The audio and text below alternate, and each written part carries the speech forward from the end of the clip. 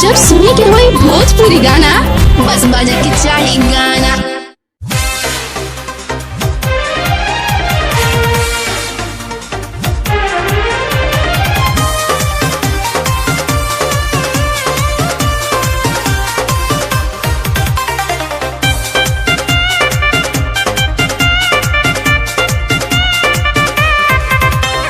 सजल बा माई के दुआरी, उमड़ल बा भीड़ बड़ी भारी।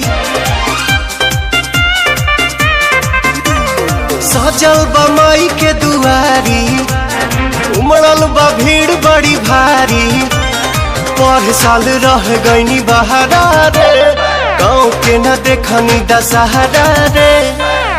अब की न जाइब बंगाल में, असो होई माई के पूजनवा आरा के पंडाल में।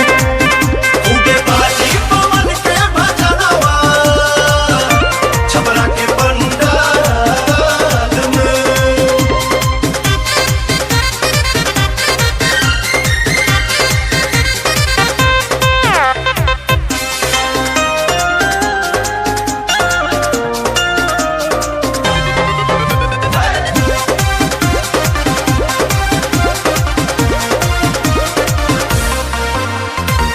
मंदिर में जाइब दिया जराइब, 9 दिन कुछो न खाइब।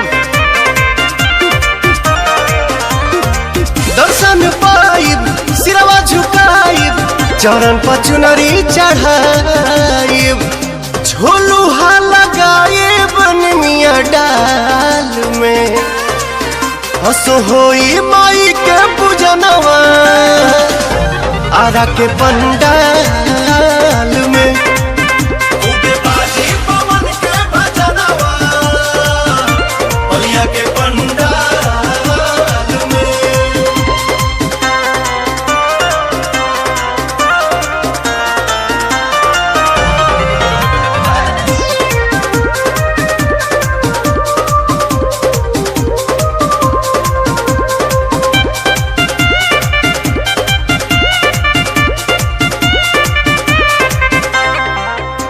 कतनो कमाल तू बहारा, बाकी गाँव में बितारा वह दशहरा।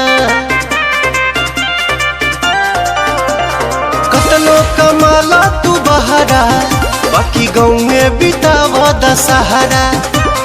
दीपक रानू सुमित आज आवतारे हो, अमित पुतुल मंडप सजावतारे हो। जई है छोटे बसही हर हाल में, असो होई माई के पूजनवा आरा के पंडाल में।